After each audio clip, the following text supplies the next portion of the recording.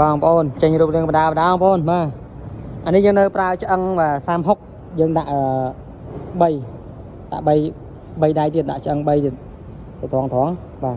ដើម្បីយើងក្រាលស្លឹកទៅវារឹតតែមាំមែនទែនអញ្ចឹងបានន័យថាការងារនេះយើងនៅ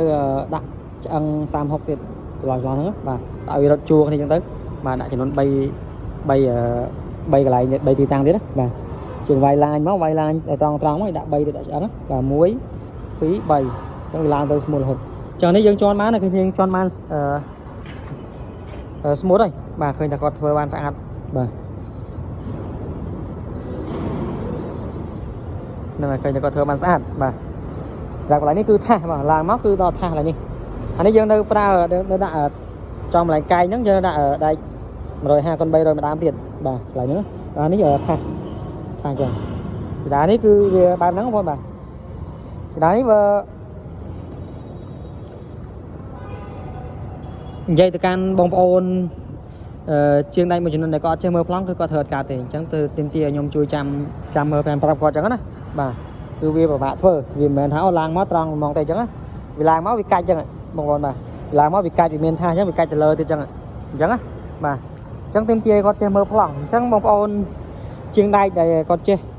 តគ្នាសូមបងប្អូនរៀនមើលប្លង់បាទយកពេលវេលាទំនេរកុំកាន់ដបកំប៉ុងដបស្រាច្រើនពេកបាទរៀនអភិវឌ្ឍខ្លួនឯងអញ្ចឹងបងប្អូនបាទអភិវឌ្ឍខ្លួនបាទយើងត្រូវចេះរៀនមើលប្លង់ទេអញ្ចឹងទៅហើយសម្រាប់បងប្អូនអ្នកអត់ចេះមើលអត់ចេះអក្សរក៏អាចរៀនចេះបានដែរឲ្យតែយើងប្រឹងប្រែងឲ្យតែយើង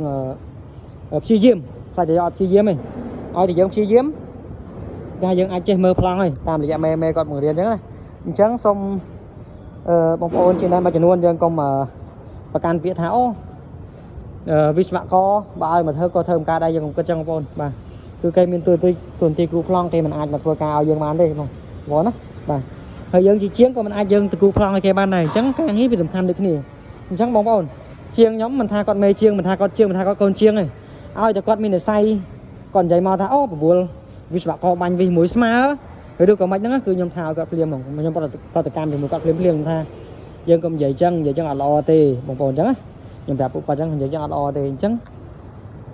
ទូនាទីវាផ្សេងគ្នាទូនាទីពួកគាត់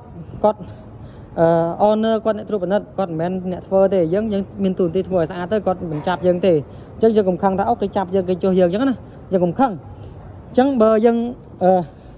ចង់ឲ្យកុំឲ្យគេចាប់យើងធ្វើឲ្យស្អាតទៅហើយយើងបើយើងធ្វើមិនស្អាត 100%យើងព្យាយាមកែគាត់តម្រូវតាមអ្វីដែលគាត់ចង់បាននឹងមកអញ្ចឹងបងប្អូនយើងក៏មាននិស្ស័យដល់ពេលគេចាប់យើងតាំងព្រោះគេបាញ់វីមួយស្មើហើយផ្សារដាច់មួយស្មើហើយយើងក៏និយាយចឹងវានិយាយទៅអ្នកនិយាយចឹងគឺមិនមែនជាអ្នកត្រឹមត្រូវទេអ្នកដែលគេត្រឹមត្រូវគឺគេឲ្យតម្លៃទៅកម្មមនុស្សរៀងខ្លួនមិនថាជានរណាក៏ដោយហើយវិស្វករដែលត្រឹមត្រូវក៏អញ្ចឹងដែរអញ្ចឹងខ្ញុំមិននិយាយនេះមិននិយាយថាផ្អាប់ខាងណាមួយលើកខាងណាមួយទេអញ្ចឹងសម្រាប់បងជាងយើងគួរតែយល់សម័យនេះហើយយើងទៅអាប់ដេតខ្លួនយើងត្រូវដើរឲ្យតនគេបាទសម័យនេះសម័យ AI អញ្ចឹងណាសម័យខ្ញុំក៏ខ្ញុំនៅសិក្សារាល់ថ្ងៃដែរខ្ញុំនៅតែរៀនពីគេរាល់ថ្ងៃពីប្អូនពីបងពីអ្នកចេះពីអ្នករៀនច្បងខ្ញុំរៀនរហូតអញ្ចឹងណាបងប្អូនបាទអញ្ចឹងចំណែកវិស្វករក៏អញ្ចឹងដែរបងថាទៅកន្លែងណាក៏ប្រាប់មកកាន់ដូចជាខ្ញុំក៏ដោយប្រាប់មកកាន់ខ្ញុំប្រាប់មកកាន់ជាងខ្ញុំប្រាប់មកកាន់កូនជាងខ្ញុំទៅអញ្ចឹងណាខ្ញុំព្យាយាមនឹងកែប្រែតាមបងទាំងអស់ឲ្យមានជំទាស់ទេអញ្ចឹងបងបាទអញ្ចឹងសូមឲ្យតែបងថាពិនិត្យទៅកន្លែងណាចំណុចខ្វះខាតចុចមកកាន់ប្អូនមកតែមកកាន់ប្អូននឹងព្យាយាមកែតម្រូវតាមបាទហើយវីដេអូនេះមានតែប៉ុណ្្នឹងបងប្អូនបាទសូមអរគុណ